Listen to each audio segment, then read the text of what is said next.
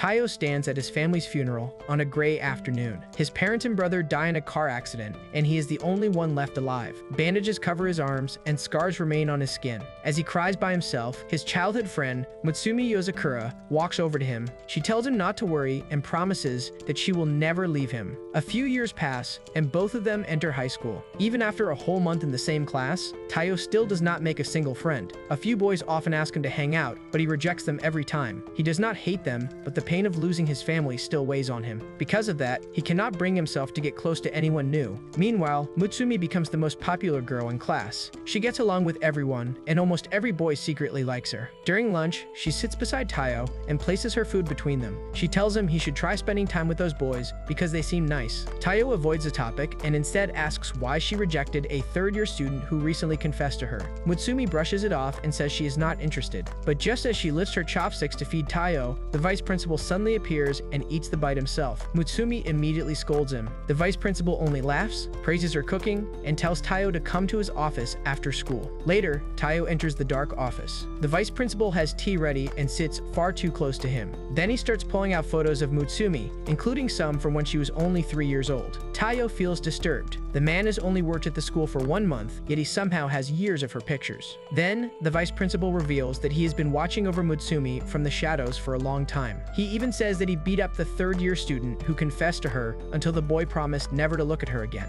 Then, without warning, he pulls out a knife and presses it to Taiyo's throat. He demands to know why Taiyo is getting close to Mutsumi, and then reveals that she is his little sister. Before the knife can hurt him, a white-haired girl crashes through the window. She throws a flashbang, filling the room with blinding light, then grabs Taiyo and drags him out. When Taiyo wakes up hours later, he finds himself inside a strange house surrounded by unfamiliar people. He panics and presses himself against the wall. Then Mutsumi steps forward and tells him to calm down. She explains that these people are her siblings and that this is the Yozakura household. She introduces them one by one. Futaba is the white-haired girl who saved him. Shinszo carries guns and builds gadgets. Shion handles technology and drones. Kengo has animal-like features and fights well in close combat. Nanao performs strange experiments. A giant guard dog named Goliath sits near the door. Then, Mutsumi finally reveals the truth she has hidden for 10 years. Her family are spies. Taiyo can hardly believe it. He grabs one of Shinzo's guns, thinking it is fake, but accidentally fires it. The powerful shot shakes his hands and proves everything is real. Futaba explains that the spy world is more common than he thinks. Their family works as freelancers and even has high ratings online. She also tells him that the vice principal's real name is Kyoichiro, and he is the eldest sibling. He is also the strongest spy in the family. Years ago,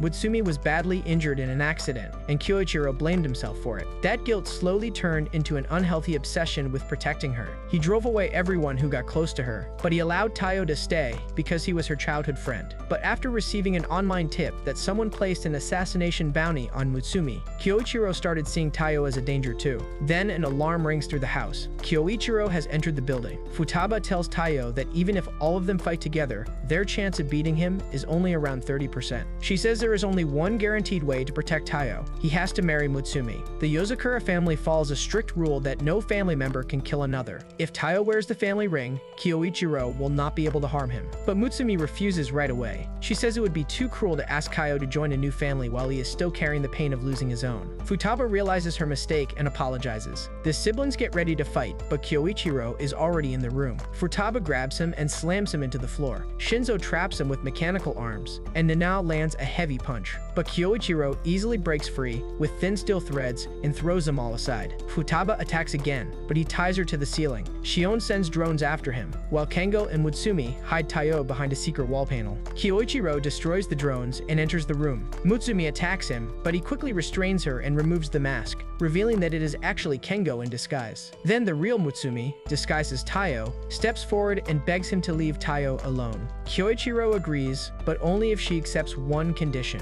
She must never leave the house again. No friends, no going out, and no contact with the outside world. To prove how serious he is, he stabs himself with her own knife. Mutsumi starts to give in. At that moment, Taiyo rushes out of hiding and tells Mutsumi to throw him the ring. She pulls it off her finger and throws it to him. Kyoichiro instantly wraps his threads around Taiyo's arm, cutting into his skin. Even so, Taiyo forces himself forward, tears free, and catches the ring. Then he puts it on his finger and turns toward Kyoichiro. He declares that from now on, he will be the one protecting Mutsumi. Mutsumi immediately hugs him. The other siblings arrive and cheer, while Futaba turns turns to Kyoichiro and tells him that since Taiyo is family now, it is his responsibility to train him properly.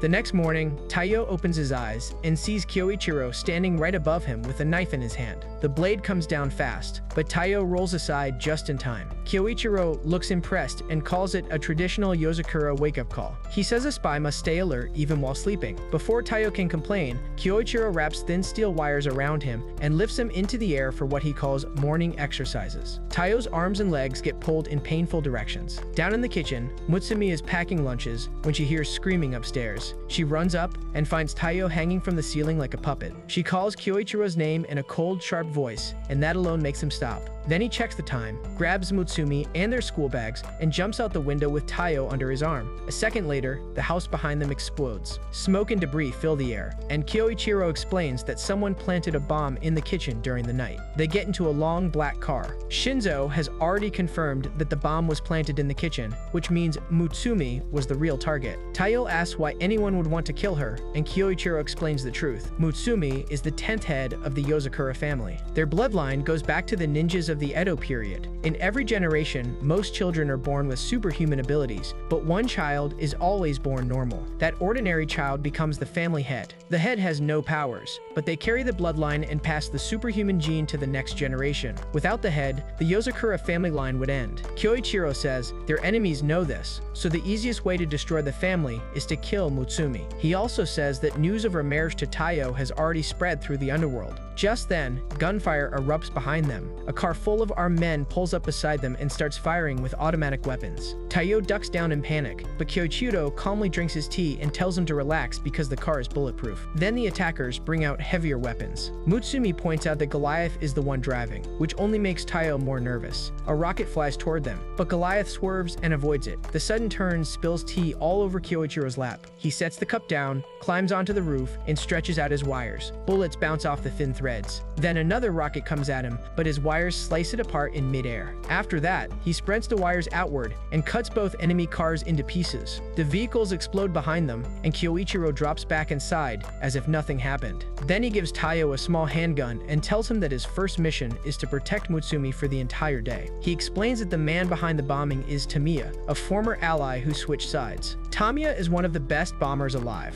but he has one weakness. He is obsessed with social media and posts updates about his jobs in real time. Kyoichiro says Tamiya used one of his 3 bombs on the house, which means 2 are still missing. He warns Taiyo not to lower his guard, then leaves to handle another mission involving hostages. At school, Taiyo follows Mutsumi everywhere. He checks every room before she enters and watches every person who gets near her. His classmates start noticing how strange he's acting. Then a notification appears on his phone. Tamiya has posted that the second bomb is now in place. Taiyo's hands start shaking. At that moment, a ball flies through the hallway and hits him in the head. As he recovers, he notices someone moving through the corridor and runs after them. He reaches the infirmary door but stops. Then the school nurse suddenly appears behind him and asks if he needs help, so he quickly walks away. Back in the classroom, Mutsumi talks with her friends during lunch. Taiyo checks his phone again and sees that Tamiya has posted about the third and final bomb. He watches Mutsumi closely and realizes that she never eats food given by others and always stays near people. She has quietly learned how to protect herself. Then the boys from his class come over and offer him chocolate. Without thinking, he takes it and eats some. The boys stare at him in shock because he actually accepted it. But a moment later, his nerves catch up to him and he collapses. When he wakes up, he finds himself in an empty classroom with Mutsumi sitting beside him. The infirmary is closed that day, so she brought him here instead. Taiyo tells her that he does not deserve to be her husband. He says he never knew anything about her family or the danger she faces every day. Mutsumi lightly chops him on the head and tells him he is wrong.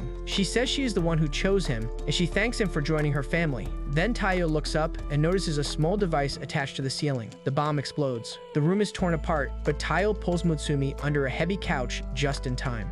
Then he finally understands Tamiya's plan. Those social media updates were meant to make Taiyo stay close to Mutsumi, and Tamiya used that closeness to turn Taiyo himself into a weapon. Taiyo finds the third bomb strapped to his own clothes. Only a few seconds remain, and the door is blocked by rubble. Without hesitating, he jumps out the window to get as far away from Mutsumi as possible. In midair, Kyoichiro catches him with his wires and slips one thread into the bomb, stopping the timer. He tells Taiyo that he did well on his first mission. Then the other siblings arrive and throw throw a tied-up Tamiya at Kyoichiro's feet. Tamiya begs for mercy, but Kyoichiro wraps him in wires together with his own bomb and launches him into the sky. The explosion lights up the evening like fireworks. The whole family watches from the window, and then Mutsumi reminds Taiyo that his house is gone. Since they are married now, he will be living with the Yozakura family from this point on. Taiyo wakes up from a nightmare. In the dream, a large man grabs Mutsumi by the arm while she cries for help. Taiyo lies on the ground and cannot move, while the man laughs at him. Then he suddenly opens his eyes. Morning light fills the room. Still shaken, he sits up and gets out of bed, but the moment his foot lands on Goliath's tail, the dog wakes up and bites his arm hard. Downstairs, Mutsumi wraps tape around the wound and apologizes. She explains that she told Goliath to sleep beside him, so Kyoichiro would not try to attack him during the night. Then she gently pats the dog and tells it to be nicer. Even so, Taiyo keeps his distance from Goliath. A little later, he finds Futaba and drops to his knees. He begs her to train him. He says that during the bomber attack, he only saved Mutsumi by luck, and if Kyoichiro had not arrived at the last second, both of them would have died. Futaba immediately grabs him and throws him across the room. She tells him not to rush. She started martial arts at 3 and went on her first real mission at 6. Even with Yozakura blood, it took her years to become strong. For a normal person, it would take even longer. Then she tells him directly that he has no natural talent and that strong feelings alone are not enough to keep someone alive. Still, she gives him a chance. She tells him about the Yozakura family's all-out training program, which is the fastest way to grow stronger. But first, he has to survive 1 full month inside the Yozakura mansion. Only after that can his real training begin. Taiyo thanks her and steps forward, but the floor suddenly opens beneath him. He barely grabs the edges in time and looks down at a pit full of metal spikes. Futaba tells him that the entire mansion is filled with traps, and just living there is already part of the training. The next morning, a strange bird-shaped alarm starts screaming on his nightstand. Taiyo stays in bed for too long, and the alarm explodes. Smoke fills the room. He stumbles into the hallway, but then a panel in the wall opens and a flamethrower bursts out behind him. Fire chases him through the corridor, and he finally reaches the breakfast table burned and out of breath. Mutsumi treats his burns, and Taiyo asks how she manages to live in such a place. She says the traps never activate for her. Then Shion explains that a central computer controls every trap in the mansion. Once someone clears all of them, the computer accepts that person as a true member of the family, and after that, the traps stop reacting to them. Shion says it would normally take about 2 years for an ordinary person to reach that point. Before Taiyo can say anything, his stomach suddenly twists in pain. Nanayo explains that all the food in the house contains a small amount of poison. It is not enough to seriously hurt anyone, but over time it builds resistance. The first effect, however, is terrible stomach pain. Taiyo runs for the bathroom, but the door will not open. Instead of a normal handle, it has a heavy lock and a coated panel, and he cannot get through either one. From that day on, life in the mansion turns into a chain of constant trouble. The refrigerator is protected by laser sensors, and if he triggers them, mounted guns immediately appear. To turn on the television, he has to shoot a tiny power button on the remote from across the room, and the recoil knocks him down every time. The shower only sprays freezing water, meant to copy harsh interrogation conditions. At school, he can barely keep his head up because the family has given him a shirt that weighs 30 kilograms, all to build his strength even while resting. One night, after everyone else is asleep, Taiyo stands in a side room and keeps firing a pistol at the remote again and again. Then Mutsumi appears in the doorway with 2 cups of tea. She places one beside him and tells him to rest. She says he does not need to push himself this hard. Then she reminds him of something from their high school days. Once, a group of girls got jealous of her popularity, cornered her in a shed, and threatened to cut her hair. Taiyo walked in, took the scissors from them, and started cutting his own hair instead. The girls got scared and backed away because of how strange he looked. At the time, he simply told Mutsumi not to worry. She smiles and tells him that he has always protected her, even before all of this started. Taiyo promises that he will keep getting stronger, then goes back to sleep. Weeks pass. One morning, the bird alarm starts screaming again, but this time Taiyo reaches over and shuts it off before it explodes. He walks down the hallway and cleanly avoids every laser. Then he picks up a pistol and shoots the remote power button on the first try. Shinszo watches from inside his metal container and says his aim is improving, but changing channels will need even better accuracy. Shion arrives with a printed report of Taiyo's progress, and his growth is steady. During a poison gas drill, Nanao crawls along the floor beside him and teaches him that the gas stays near the ceiling. Kengo and Futaba watch from a distance, and Futaba tells Kengo to leave them alone and let them continue. By the third week, Taiyo sits at the breakfast table and eats without any problem. The poison hardly affects him anymore. Then Mutsumi hands him a glass of milk. He drinks it, and his stomach instantly reacts. He runs for the bathroom, but he still cannot open the lock. A little later, the family finds him collapsed on the floor. Nanao examines him and says he has a fever caused by exhaustion.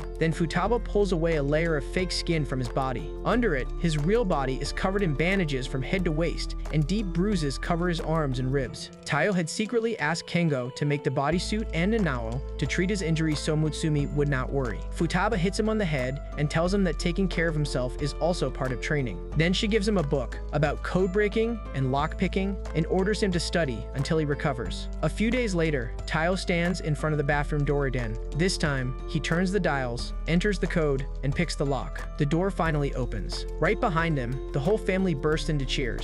Then his ring starts glowing. Futaba tells him that the mansion has finally accepted him as a true member of the Yozakura family. Right after that, Shinszo holds up a new shirt that weighs 100 kilograms, while Shion changes the mansion's trap setting from normal to hard. Taiyo has cleared the first step, and now his real training is finally about to begin.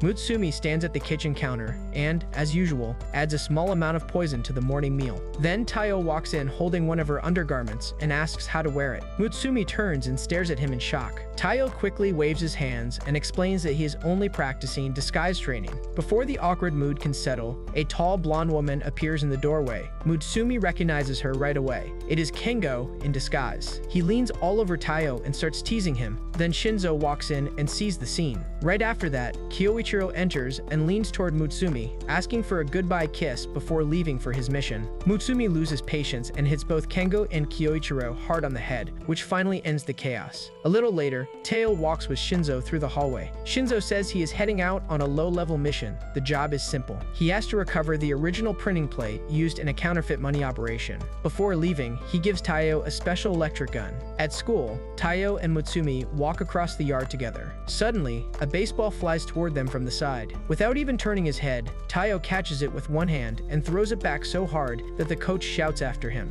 Later, during lunch on the rooftop, Mutsumi tells him that his training has changed his body more than he realizes. He moves so quietly now that other students have started calling him a ninja. She warns him to be careful so he does not attract attention. After school, they return home. Mutsumi sits at her desk and starts stamping a tall stack of paperwork. She explains that office work is also part of the family head's duties. Taiyo carries files back and forth while she reads through each document at amazing speed. She catches mistakes, marks problems, and tells Taiyo which contacts need updates. While going through the pile, she finds another unfinished report from Kengo. It is clearly not the first time, so they head to Kengo's room. The place is buried under clothes and trash from wall to wall. Kengo sits on top of the pile eating sushi. Mutsumi tells him to finish his report, but he shrugs and says paperwork is too annoying. Then he jumps off the pile, slips past Taiyo by disguising himself as Mutsumi, and runs out of the room. Taiyo freezes for a second, because he cannot tell which Mutsumi is real. By the time he understands, Kengo is already gone. Mutsumi twists her family ring and activates the mansion's hibernation mode. A huge fence rises around the whole house, sealing every exit. At the same time, Shinszo crawls through the air ducts of a large building. He puts on X-ray goggles and scans the containers below. Every box is filled with counterfeit bills. Then he watches the boss of the operation talking to his men.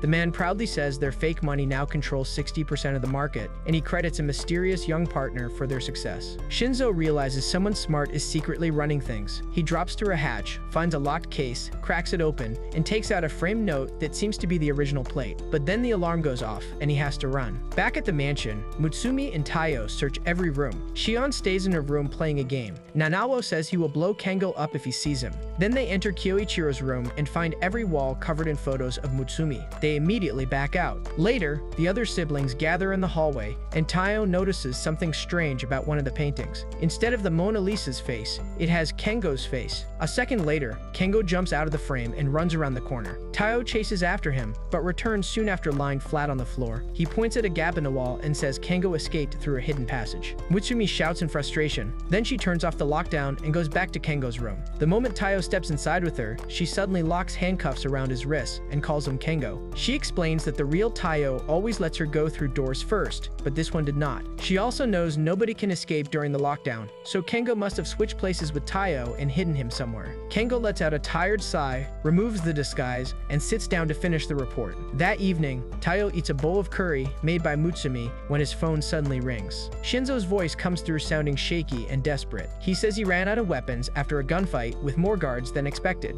Mutsumi explains that Shinszo is a master with guns, but without them he is almost useless. Then she asks Taiyo to take his weapons to him. Taiyo arrives at the building carrying a small bag. A guard presses a gun against the back of his head, but Taiyo calmly pushes the barrel aside, locks the man's arm, and hits him with his elbow. Then 3 more guards rush toward him. He knocks down 2 of them and uses the electric gun to disable the 3rd. After that, he finds Shinszo hiding behind a crate. Shinszo hugs him tightly, then grabs the guns and presses them against his cheek. The moment more guards rush in, his whole mood changes. He drops them all in seconds. Then the 2 of them run for the exit. But before they can escape, a sniper shoots Taiyo in the leg. He falls, and blood spreads across the floor. The sniper orders Shinszo to throw down his weapon, so Shinszo does. Then Taiyo pulls a fork from his pocket and throws it. Shinszo catches it, flicks it at the sniper's rifle barrel, and fires at the exact moment the weapon misfires. The sniper goes down. After that, Shinszo carries Taiyo out on his back, and both of them thank each other for saving the other's life.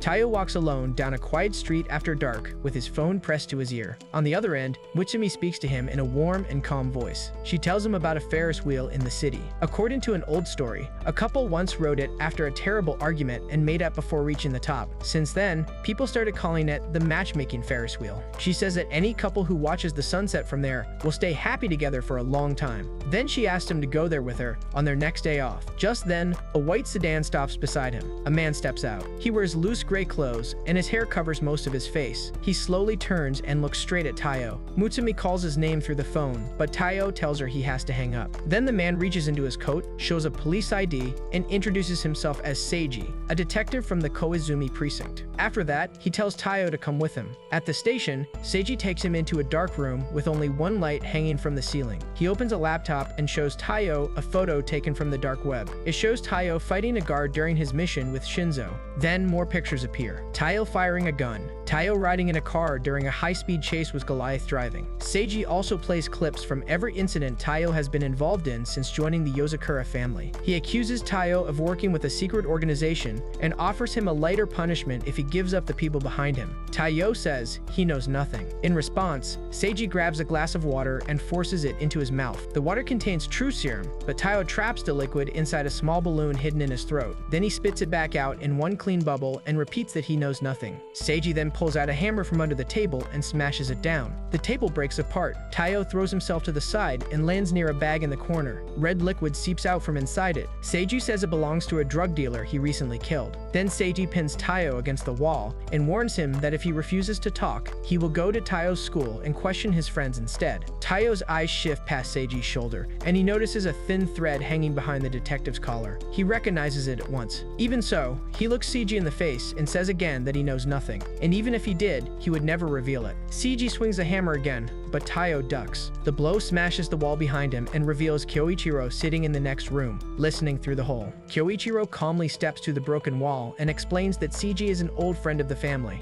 In exchange for the Yozakura siblings helping with his investigations, Seiji covers up their activities. The whole interrogation was only a loyalty test. Seiji confirms that Taiyo passed because he did not give up a single name. The next day at school, Kyoichiro walks into the classroom and announces that he will be filling in for the regular teacher. Taiyo is exhausted from the sleepless night, and his eyes begin to close. Then a piece of chalk flies at his face with enough force to punch a hole in the wall behind him. He barely dodges it in time. Kyoichiro taps a message in Morse code, saying that spies must learn to control their need for sleep. Mutsumi taps back, telling her brother to leave Taiyo alone, but Taiyo tells her not to worry, because he plans to pass this test. Then Kyoichiro crushes a small pellet in his hand, and gas spreads through the room. Every student collapses over their desk. Mutsumi quickly pulls a gas mask from her bag and puts it on, but Taiyo falls asleep too. Kyoichiro then throws several pieces of chalk at him. Even with his eyes closed, Taiyo's body reacts on its own, and his hands knock every piece away. Mutsumi watches in surprise, while Kyoichiro smiles. He says Taiyo has entered a half-awake state, where the body can respond to danger while the mind rests. Then he throws more and more chalk, but Taiyo keeps dodging and deflecting every single one until class ends. That evening, Taiyo sits in his room and reads a manual about spy relationships. The book says that 90% of spy marriages end in divorce because of the pressure of that life. After reading that, Taiyo decides he needs to spend more time with Mutsumi. He is just about to ask her out when his phone rings. It is Seiji. He tells Taiyo to come to an amusement park for an urgent mission.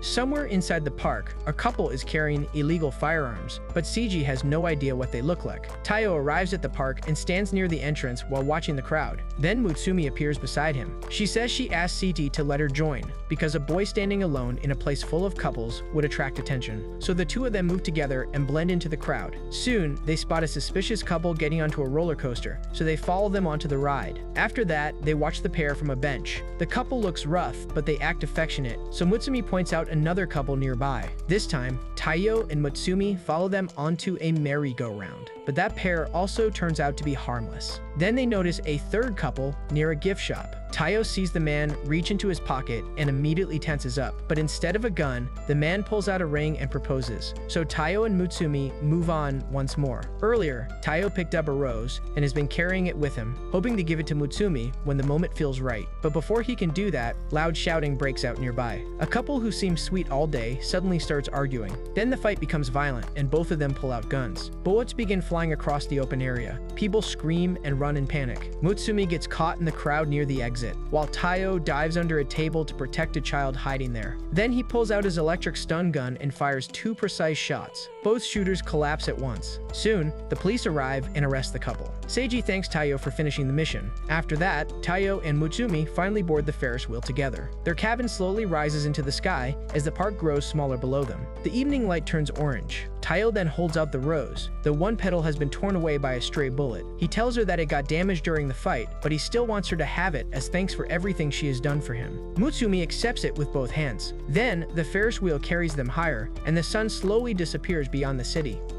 Shion sits alone in her dark room, surrounded by glowing screens. She has just finished a long mission, and her eyes burn from exhaustion. She reaches for the power switch, ready to sleep, but then a new signal appears on one of her monitors. Someone is trying to hack into the family database. Shion immediately starts typing and tracks the intruder. Then she turns the attack around and takes control of the hacker's system instead. But the hacker quickly pulls the cable from the wall and escapes. When the hacker turns the machine back on, several stolen photos of Taiyo appear on the screen. The next morning, Shion drags herself downstairs. Her face looks pale, and deep dark circles sit under her eyes. Mutsumi and Taiyo are getting ready for school when Shion tells them what happened. For several days, a hacker has been trying to break into the household files, and the main target is Taiyo's personal data. Shion believes she updated the security in time, but the hacker still managed to steal some of his information. As Taiyo and Mutsumi walk toward school, sharp needles suddenly hit the ground right in front of them. A thin figure stands behind a utility pole. Taiyo grabs Mutsumi's arm, and the two of them run through side streets and narrow alleys, but the attacker keeps following them. Finally, Taiyo stops, pulls out his stun gun, and turns around. At that moment, the girl drops down from above. Taiyo blocks her attack and pushes her back. She lands lightly and stares at him with bright eyes. Then she calmly tells him that she loves him and wants to kill him. Mutsumi recognizes her equipment and calls her Ayaka,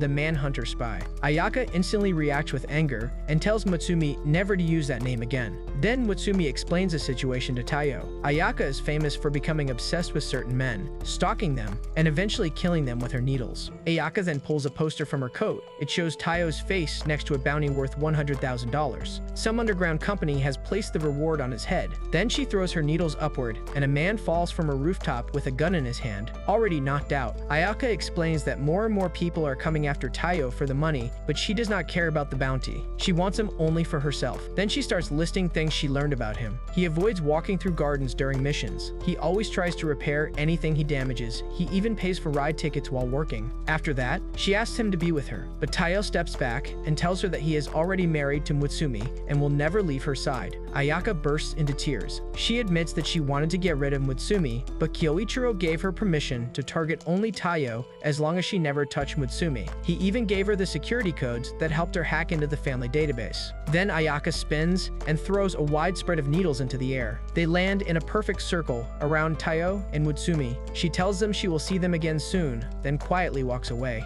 The next day, the teacher introduces a transfer student. Ayaka enters the classroom with a sweet smile and gets assigned to the seat next to Taiyo. As she walks toward it, she pretends to trip and fires a needle at him. Taiyo blocks it with his notebook. From then on, every moment in class becomes dangerous. Ayaka hides needles in his chair, slips them into pencils, and launches them during lessons. Even during lunch with Mutsumi, Taiyo keeps dodging every attack without even looking up from his food. Eventually, the constant attacks wear both of them down. Ayaka suddenly starts banging her head against her desk, then sits up and throws a handful of needles into the air. The needles hit every student in the classroom.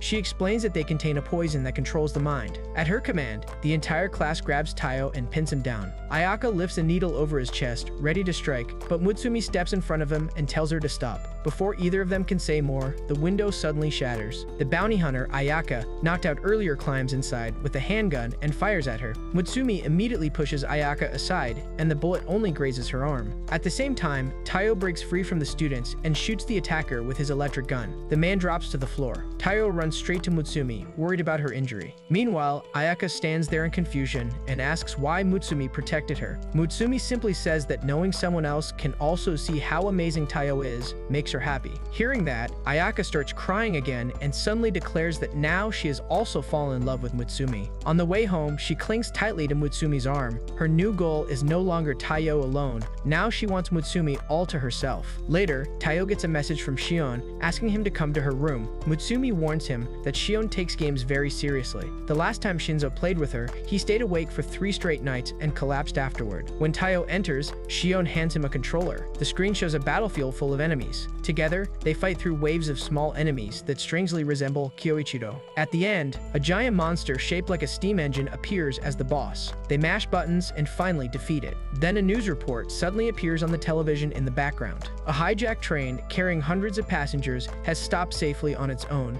and all the hijackers are found unconscious. Shion explains that she hacks into real missions and turns them into games. Clearing the game means the mission is completed in real life. There are no extra lives and no second chances. Then, the next mission begins. A terrorist group has taken over a helicopter and plans to crash it into a thermal power plant. Shion gives Taiyo a special revival item, then starts fighting while he struggles badly with the controls. He keeps getting stuck until he accidentally triggers a glitch that lets him move through walls. Shion yells at him for cheating. Then she launches her character into the air and defeats the helicopter, which appears in the game as a dragon. But the mission is not over yet. Hundreds of drones suddenly launch toward the power plant. Shion stares at the screen in shock. Then Taiyo uses the revival item on the dragon they defeated. The two of them climb onto it and begin shooting down the drones one after another. In the middle of the fight, a third player joins the game. Shion checks the username and recognizes the avatar immediately. It belongs to the same hacker who broke into Taiyo's files. It is Ayaka, joining from her own computer. Together, the three of them destroy the remaining drones and complete the mission. After it ends, Shion admits that Taiyo's idea with the dragon was smart, but she still refuses to forgive the cheating. Then she locks the door and tells him that, as punishment, he will be playing games with her for the next 2 nights without a break.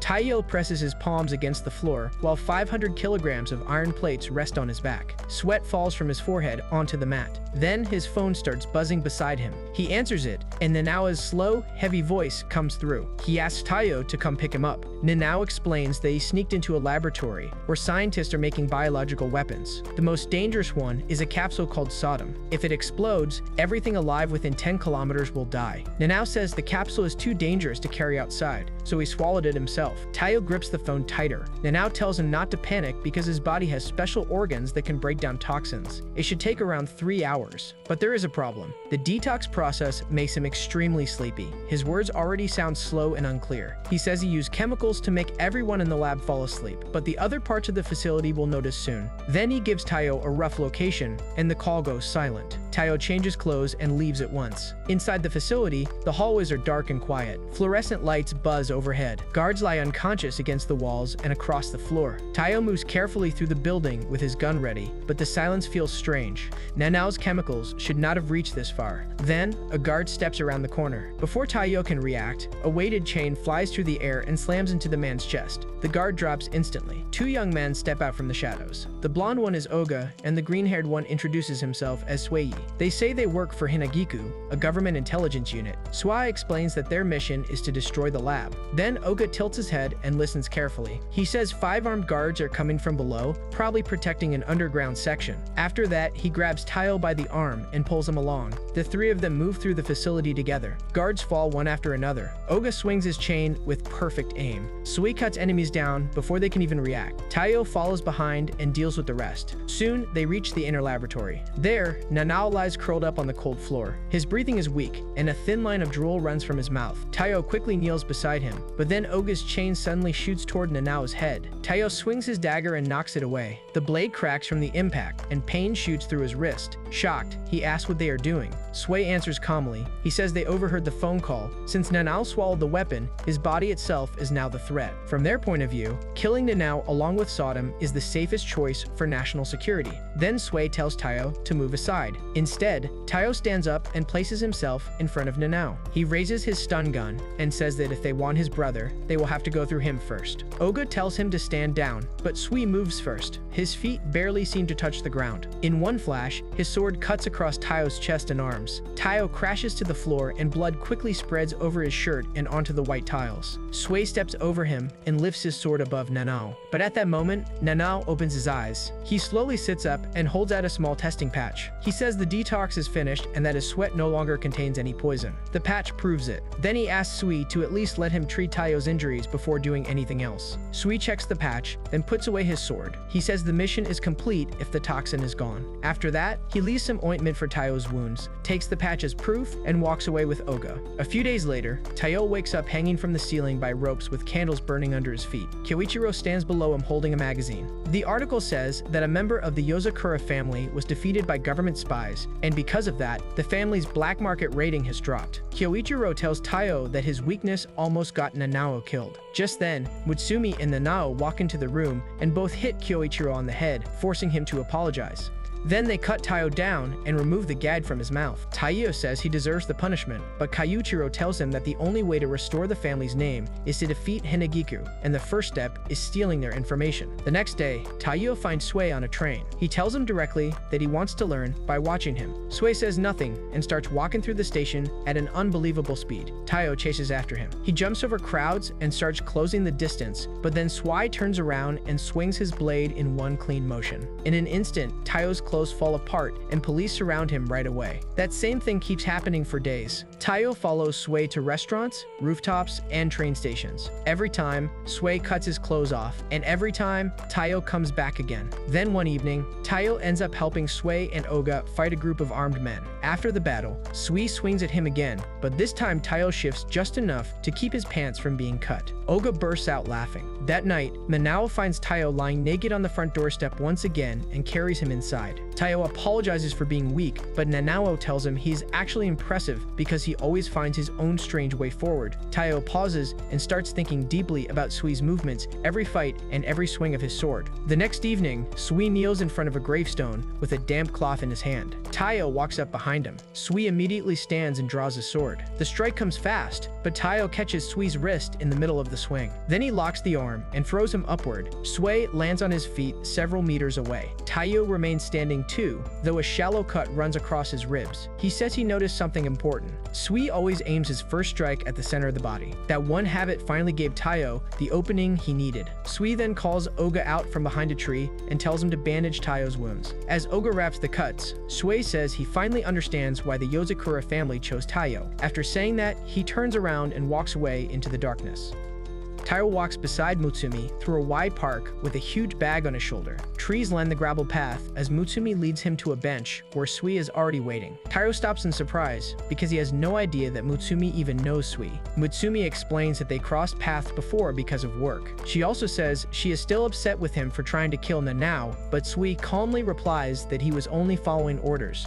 Then Sui takes them to a small cafe on a quiet street. He goes to the counter and orders a drink with a long, strange name. The barista simply nods. A second later, part of the floor opens under them, and all three of them drop through it. The shaft below is full of traps. Thin red laser beams cut across the space, and arrows shoot out from the walls. Sui draws his sword and knocks away every attack coming at him and Mutsumi. Taiyo twists and jumps through the traps by himself. When they finally reach the bottom, Sui suddenly tells Taiyo to move. A huge stone ball comes rolling down from above, but before it can crush him, a woman's fist smashes through it and blows it apart. Then the woman steps out from the dust. Her name is Ren, and she is the leader of Hinagiku. She looks at Taiyo and immediately asks if someone this weak can really protect Mutsumi. Later, they sit together in Ren's office. Mutsumi lays out the sweets she brought with her and tells Taiyo that Ren used to be Kyoichiro's classmate, but the two of them never got along. Then Ren leans against Mutsumi and rubs her cheek against hers, acting a lot like Kyoichiro usually does. Sui comments that Taiyo is the weakest spy he has ever seen, but Mutsumi speaks up for him and says that Taiyo's spirit is stronger than anyone else's. Suddenly, a wall explodes inward. Dust and broken concrete fly across the room as Kyoichiro steps through the hole and demands that Rin give Mutsumi back immediately. Rin tells him to leave, but he refuses and attacks her. Rin meets him head-on, and the two of them start trading powerful blows. Their fight sends shockwaves through the room, cracking the ceiling and shaking the floor. Hinagiku security rushes in to control the damage. Sui jumps between them, but both Kyoichiro and Rin knock him aside like he is nothing. Then Mutsumi runs forward to stop the fight herself. At that exact moment, two fists fly toward her from opposite directions. Taiyo throws himself in front of her and takes both hits directly in the chest. He drops unconscious. Mutsumi kneels beside him, then turns toward Kyoichiro and Rin with a cold, flat voice. She says that if they cause any more trouble, she will stop speaking to both of them. That instantly makes them stop. Rin looks down at Taiyo and admits that he is tougher than she first thought. After things calm down,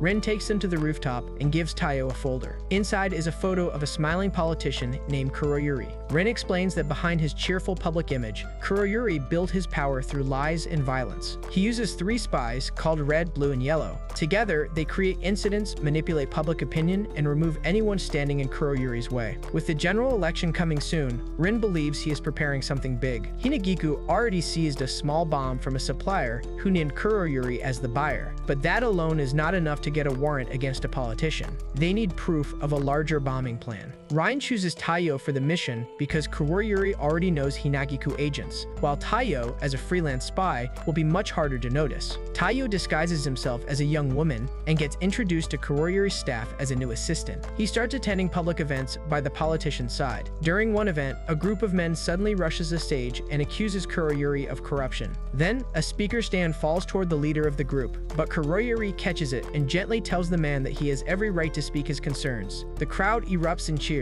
After that, medics escort Kuroyuri into an ambulance. But once inside, the protesters remove their disguises and reveal themselves as the 3 spies. One of them shows Kuroyuri a graph with rising poll numbers, and Kuroyuri tells them to spread the footage online. The whole scene was fake from the start. Back at the office, Taiyo searches through Kuroyuri's documents, but finds nothing suspicious on paper. He starts getting frustrated. The 3 spies spend most of their time dancing, yet crimes keep happening around them. Then Taiyo notices something strange in their movements. Their dance steps follow patterns, and each gesture means something. They are using choreography to send secret messages. So Taiyo watches carefully and decodes one of their conversations. From that, he learns that Kuroyuri plans to plant a bomb under the stage where his political rivals will gather. On the day of the event, Kuroyuri presses the detonator. An explosion goes off from a fountain across the plaza instead. Taiyo already moved the bomb there before the ceremony started. He also arranged for everyone near the stage to wear shock-resistant padding under their clothes as a precaution. Kuroyuri immediately turns, points a gun at Taiyo, and calls him by name. Then he fires and triggers a second detonator. Another explosion shakes the area, but this time, the targets are trapped inside a thick layer of pink foam.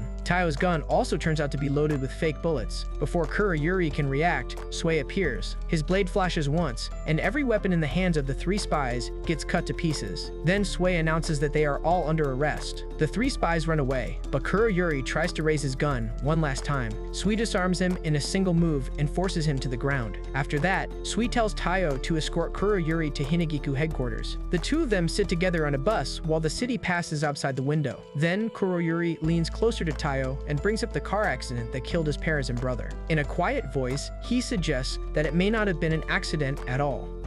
Taiyo moves his hand toward his electric gun and demands to know what Kuroyuri knows, but Kuroyuri leans back in his seat and says he will not answer directly. He only adds that the underworld hides many truths. Then Taiyo's phone rings. Sui speaks quickly from the other side. The deputy prime minister has been kidnapped, and a live stream of the abduction is already being broadcast to the public. Sui tells Taiyo to interrogate Kuroyuri and force out the location. Before Taiyo can do anything, Kuroyuri removes a small earring from his ear and drops it onto the bus floor. The earring explodes at once. Fire and smoke fill the whole bus. Taiyo quickly grabs the driver and drags him out through the flames. Then he calls Sui and reports that Kuroyuri escaped. Sui says they expected that. He reveals that Kuroyuri is actually Kurogao, a legendary spy. Everyone in the intelligence world believed Kurogao died 6 years ago, but he was alive the whole time and hiding behind the face of a politician. Sui also says they secretly placed a GPS tracker on him, and that tracker will lead them to the deputy prime minister. Then he tells Taiyo to return to headquarters. Back at the Yozakura mansion, the family gets ready for Taiyo's return. Nanao mixes medicine at his station because he expects Taiyo to come home injured. Mutsumi cooks a large meal in the kitchen. The other siblings prepare in their own ways, while Kyoichiro sits apart from everyone else and stays completely unconcerned. At the kidnapping site, Kuroyuri stands in front of the deputy prime minister, whose name is Shirasagi. The live stream is still running. Kuroyuri tells the camera that he never cared about politics at all. Then he removes his disguise and reveals the face of Kurogao. Shirasagi stares at him in shock because he believed this man was dead. Kurogao tells the world that for years he has been hunting politicians from the shadows and eliminating them one by one. Shirasagi is the last person on his list. Then Kurogao points a gun at him and says he must confess his crimes on camera or die right there. But Shirasagi refuses and says that no politician would ever speak that honestly. Kurogao pulls the trigger, but at that moment, the live stream suddenly cuts to black. Taiyo has arrived and shot the camera. He tells Kurogao to let the prisoner go. Kurogao only smiles and says Taiyo cannot fire his electric gun without hitting Shirasagi too. Then he shoots Taiyo's weapon out of his hand. Taiyo rushes forward and tries to grab him with a technique he learned from Futaba, but Kurogao escapes with ease. He says he knows that move already. Then he forces Taiyo to the ground and explains that his greatest strength is not fighting, it is information. Before every battle, he studies his opponent and then uses that knowledge to tear them apart. Taiyo asks why he spent years pretending to be a politician. Kurogao grows quiet and says it was all for revenge. In the past, Kurogao worked as a spy for hire. Politicians paid him to solve their dirty problems, and he did every job without asking questions. His wife had already died, so he raised his daughter Yuri alone. One evening, after finishing a mission, he returned home for her birthday. Yuri ran to the door, happily saying she missed him. Then she pointed at a wrapped present on the table. Someone had delivered it while he was away, and she asked if he had sent it. The box exploded. Kurogao survived, but Yuri died in his arms. The politicians who used him had decided that he knew too much. Back in the present, Kurogao stares at Shirasagi and says that the deputy prime minister is the last man responsible. Then the triplet spies step between Taiyo and Kurogao. Kurogao offers Taiyo a deal. If Taiyo walks away, he will tell him the truth about his parents. But Taiyo refuses. He says he will not stand by and let anyone else die. Suddenly, Sui drops through the ceiling and cuts the floor apart. He and the triplet spies fall to the level below, leaving Taiyo alone with Kurogao. Taiyo attacks with a combat knife, but Kurogao catches the blade, stabs Taiyo, and knocks him down again. Below them, the triplets unleash their powers. One uses flames, another fires lightning, and the third releases pressurized water strong enough to slice stone. Sui explains his speed technique and then answers all three attacks with one wide slash. The triplets go down together, but before Sui can move to help Taiyo, a hidden projectile flies at him, and he barely manages to deflect it. Taiyo forces himself back up and charges at Kurogao again. Kurogao prepares for the same attack as before, but Taiyo suddenly uses Sui's speed technique. He vanishes from Kurogao's sight and appears behind him. Then he locks his arms around Kurogao's body. Kurogao stabs backward, but the blade only scrapes Taiyo's skin. His body has become tougher because of all the training. Then Kurogao reaches for a gun, but Taiyo blocks the barrel with a special adhesive gum made by Shinszo. Kurogao pulls out a second gun, but this time, Taiyo releases Kyoichiro's steel threads from his sleeve. The threads wrap around the weapon and crush it. Kurogao finally falls. As he lies on the ground, he opens his mouth and starts to speak about Tayo's parents. But before he can finish, a bullet tears through his throat from far away. Blood spreads under his head. Some unseen assassin has silenced him. Sui lands beside Tayo, places a hand on his shoulder, and quietly tells him to look down. In Tayo's palm is a folded piece of paper. Kurogao slipped it to him in his final moment. It is a map. Tayo follows the map to a lone tree, standing on a grassy hill. This is where Kurogao buried his daughter. Inside the trunk, Tayo finds a small hidden box. He takes it under his arm and heads home. When he returns, the front door of the Yozakura mansion opens wide. Warm light spills out onto the steps. Every member of the family is standing there waiting for him. Mutsumi holds a tray of hot food. Nanao has bandages ready. The others stand behind them. Then Tayo quietly steps inside. The next day, Rin holds a hot pot party at Hinagiku headquarters. The room is filled with the smell of broth and fresh herbs. Kyoichiro shows up without an invitation, but Rin lets him stay because he brings rare drinks. Sui pulls out his blade and slices the raw ingredients into thin, perfect pieces. But the calm mood does not last long. Rin and Kyoichiro soon start throwing food at each other. Bowls smash against the walls, and broth spills across the floor. Everyone rushes to get out of the way. In the middle of that chaos, Sui moves at high speed, catching the flying food and arranging it neatly on plates. Then he sets the dishes in front of Tayo and Mutsumi. At the same time, he warns Tayo not to copy his movement technique too carelessly because it is already putting a heavy strain on his body. After the party, Tayo sits with Mutsumi, and the small box from Kurogao's tree rests between them. Mutsumi asks if he plans to open it. Tayo admits that he is scared. If the box proves that his family was murdered, he fears he might fall into revenge just like Kurogao did. Hearing that, Mutsumi leans forward and kisses him. Then she tells him she will stay by his side no matter what happens. Right after that, the box slips off the bench and falls to the ground. The lid opens, and a small glass marble rolls out. Kyoichiro picks it up and explains that it is actually an optical drive used to store recorded data.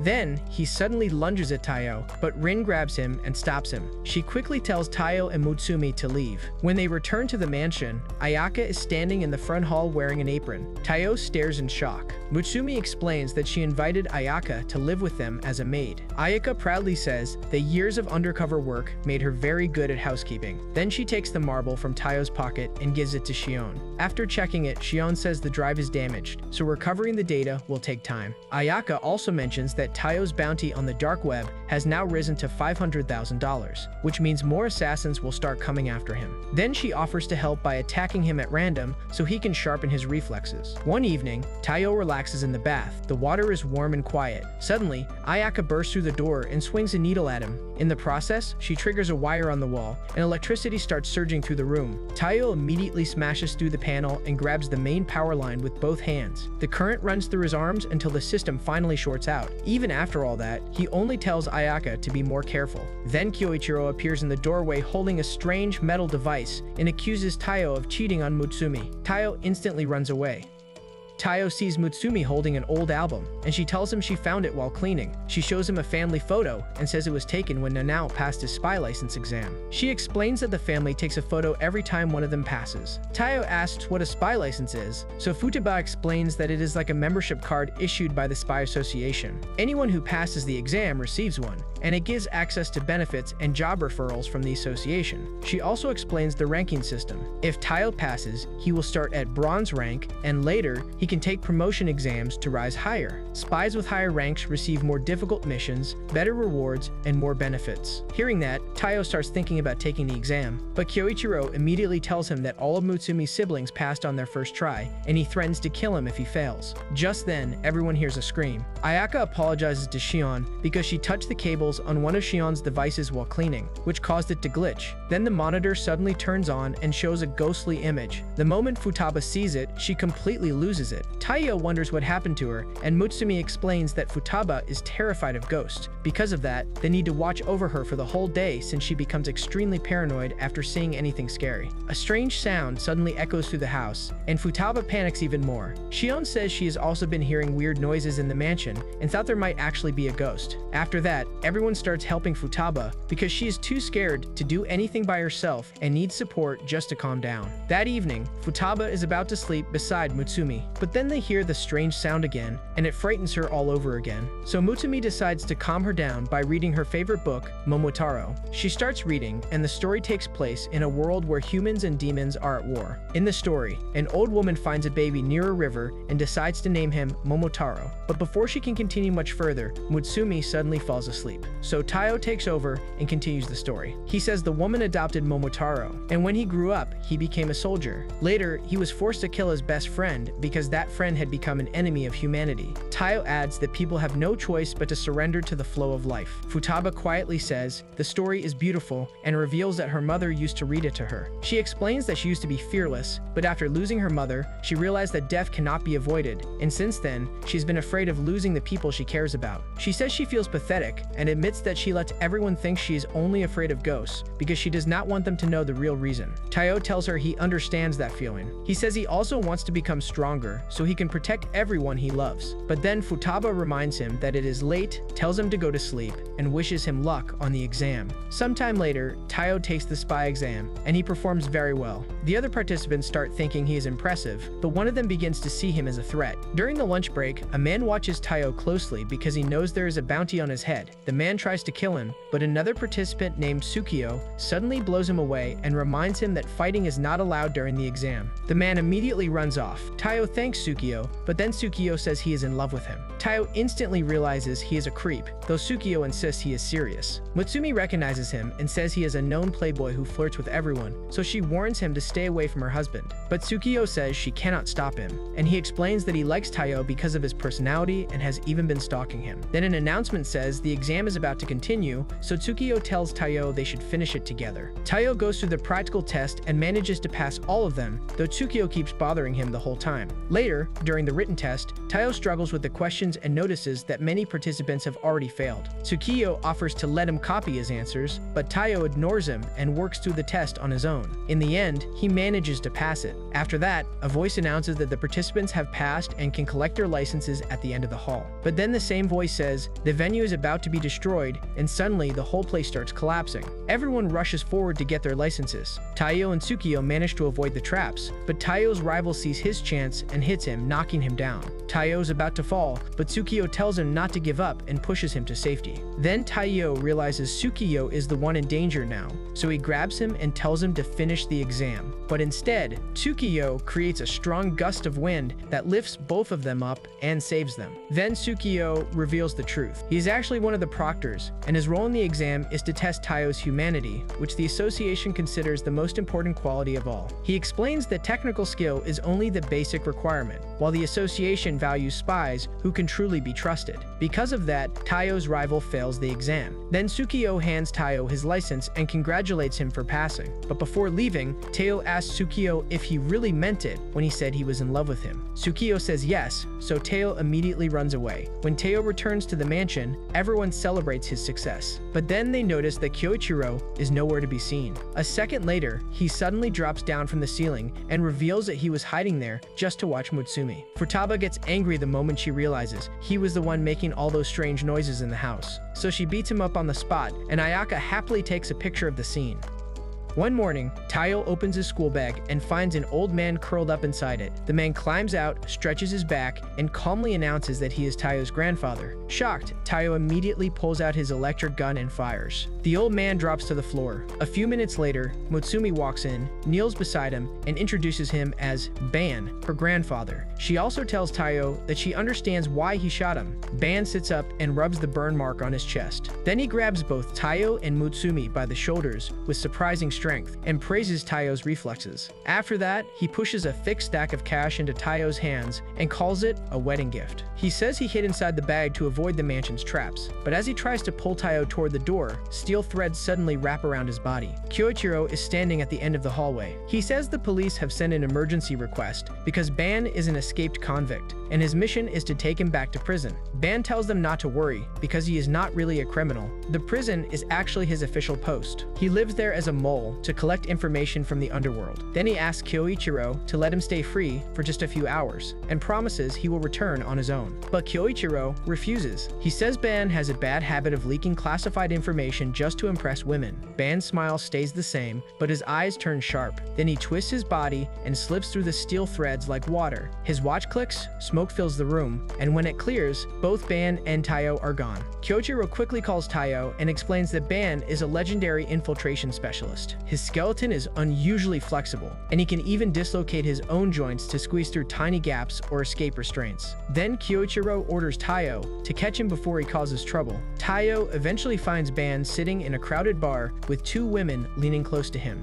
Ban is already loudly sharing information that sounds like state secrets. Taiyo rushes over and grabs his arm, but Ban's wrist twists in an impossible direction and slips free. Then he drops into a nearby chair, only to get stuck because Nanao's special glue covers the seat. Ban looks down, pauses for a second, and then calmly peels himself out of his own clothes. Standing there with nothing on, he tells Taiyo to try again. Taiyo lunges at him again and again, but every time Ban dodges, slips away, or ends up behind him. Finally, Taiyo stops and asks why Ban had to escape prison on this exact day. Ban sets down his drink and offers one to Taiyo, but Taiyo pushes it back and says he is underage. Then Ban starts talking about his wife, Keiko. He says she is a beautiful woman with a warm smile and that she gave meaning to his life. He also says Taiyo reminds him of himself because both of them were lonely until they found the person who mattered most. Then Ban tells Taiyo to value the present because every day spent with someone precious is worth holding on to. Taiyo says he has no regrets. He tells Ban that he treasures every moment with Mutsumi and wants her to feel the same way too. Hearing that, Ban grins. Then an old woman walks into the bar. Her steps are slow but steady. She grabs Ban's wrist and snaps a metal cuff onto it. She warns him that it will explode if he tries to take it off. Ban's eyes go wide, then soften. The woman is Keiko. He asks her to spend the day with him because it is their anniversary, but she sighs and tells him to go back to prison. Then officers step in behind her and lead Ban away. Taiyo watches them leave and finally understands the truth. Ban escaped just to see Keiko on this one special day. Mutsumi then appears beside Taiyo. She's been watching from a distance the whole time. The two of them walk home together. Later that evening, the mansion receives word that Ban still managed to take Keiko on a short date before returning to prison. A few days later, Ban comes to the mansion again.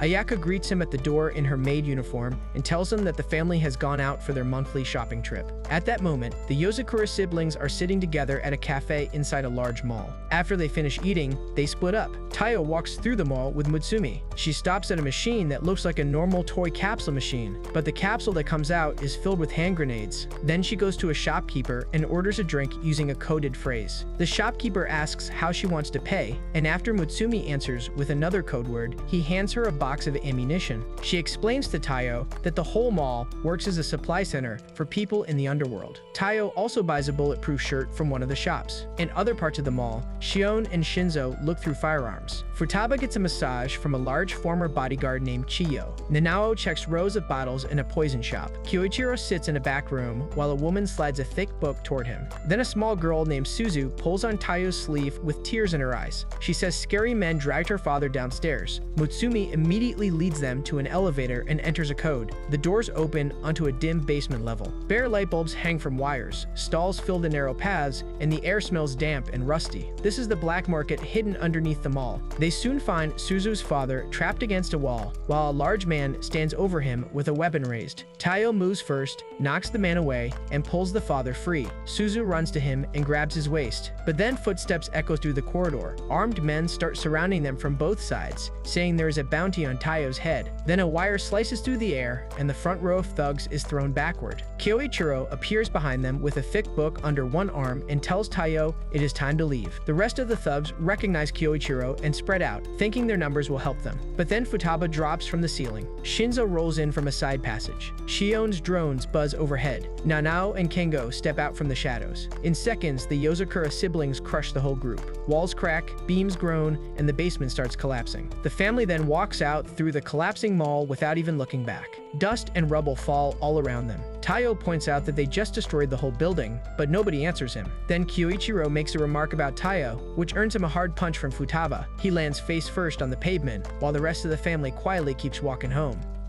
Taiyo sits alone in a dark room as a dream still lingers in his mind. He hears his mother's voice, his brother's laugh, and the sound of rain hitting the car window. Then, the crash comes back to him. He opens his eyes and stares at the ceiling. Later, Shion calls Taiyo and Mutsumi to her room. Screens cover every wall, and lines of code keep moving across the monitors. Shion explains that the marble from Kurogao is an optical storage device. The data inside contains a guest list from a wedding reception. It was the wedding of the 9th head of the Yozakura family, which means Mutsumi's parents. Then Shion points at 2 names near the bottom of the list. They are Taiyo's mother and father. She says this connection between the 2 families is strange and unexpected. Mutsumi's hands slowly fall to her sides. She tells Taiyo to leave her because her family must be the reason his parents died. But Taiyo steps closer and tells her not to decide that yet. He says they still do not know enough. Whatever happened between their parents belongs to the past, and no matter what they discover, he still wants to stay by her side. Hearing that, Mutsumi's eyes fill with tears, and she wipes her face with her sleeve. Taiyo then asks Shion to help him investigate further. Shion pokes him in the forehead and reminds him that she is his older sister. Then she explains that the guest list should have been confidential, so the fact that it ended up outside the family means the underworld must be involved. She suggests one place where he might find answers. It is called the Library of the Dead,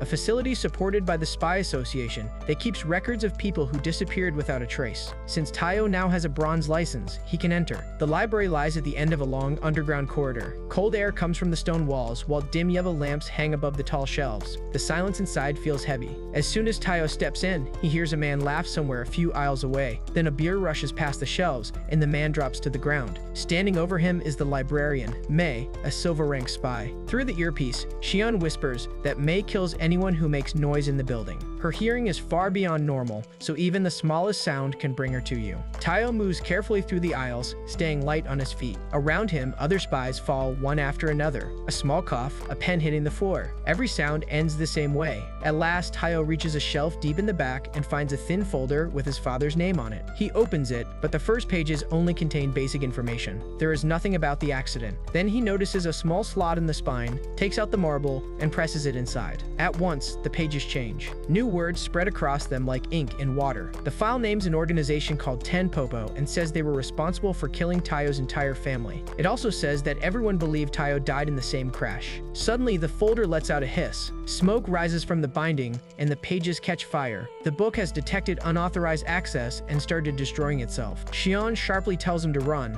Heavy footsteps echo from nearby, and Mei appears at the end of the aisle. Taiyo ducks low as her arm cuts through the air where his head was just a moment ago. Then he quickly aims his electric gun at a light on the wall and fires. The bulb explodes, and the whole library falls into darkness. Taiyo runs through the black halls while Mei chases him from close behind. She says she can hear the sound of his soul. Then she appears in front of them again. At that moment, Mutsumi's voice replaces Shion's in his earpiece. She tells him to remove it. Taiyo pulls the earphones out, and then Mutsumi screams into the microphone as loud as she can. The sound blasts from the hanging earphones. Mei collapses at once, clutching her ears and curling up on the floor. Taiyo uses that chance to escape. Back at the mansion, Taiyo is hanging from the ceiling in Koichiro's steel threads. Kyoichiro tells him that Tampopo is the same group that killed Mutsumi's mother. Their agents carry a dandelion tattoo somewhere on their body. Using the new information Taiyo found, Kyoichiro tracks a pattern. 15 people in the medical field died within a short time, and all of them are connected to one doctor named Makoto. A few days later, Taiyo enters Makoto's clinic disguised as an old man. Heavy weights are hidden under his clothes, so his movements match the disguise. Beside him, Mutsumi wears the face of an old woman. The clinic smells clean and sterile. Makoto greets them calmly and checks Taiyo's pulse and blood pressure. Then he says the patient seems perfectly healthy. His behavior is polite and professional. Afterward, in the waiting room, Mutsumi feeds Taiyo small bites of rice. Taiyo tells her nobody is watching, but Mutsumi says they cannot relax yet. Then she quietly says that someday she wants a peaceful life with him. Taiyo replies that he wants her beside him forever. The moment the words leave his mouth, his face turns red because he did not mean to say them out loud. That evening, Makoto leaves the clinic and Taiyo sneaks into his office. The desk drawers contain only normal medical files. Then he connects one of Shion's programs to the computer and a hidden folder appears. Inside are documents marked with the name Tampopo. The files describe a protein called somian, which exists in Yozakura blood. It gives family members their superhuman abilities, and outsiders can also gain strength by taking it in. But the protein cannot be created in a lab. The only way to make enough of it is to extract it from the heart of the family head. Their target is Mutsumi. At that moment, a blade cuts through the air behind him. Taiyo twists away, and the weapon strikes the iron weights hidden under his shirt. Makoto is standing in the doorway. He stares at Tayo's face and says Tayo was supposed to be dead. Then Tayo notices the dandelion tattoo on Makoto's neck and asks if he killed his family. Makoto gives no answer. He only drives his knife forward again, but the point hits the weights once more. Tayo kicks him back and fires his electric gun. The shot lands, but Makoto does not fall. Instead, he presses a button on his desk, and a bright white light fills the room. When Tayo can finally see again, Makoto and the computer are both gone. Tayo stands alone in the empty office. In his hand is a small device. Before Makoto returned, he already copied the files. Then he steps outside into the quiet night. He now plans to use every bit of that information to expose Tampopo and protect Mutsumi no matter what.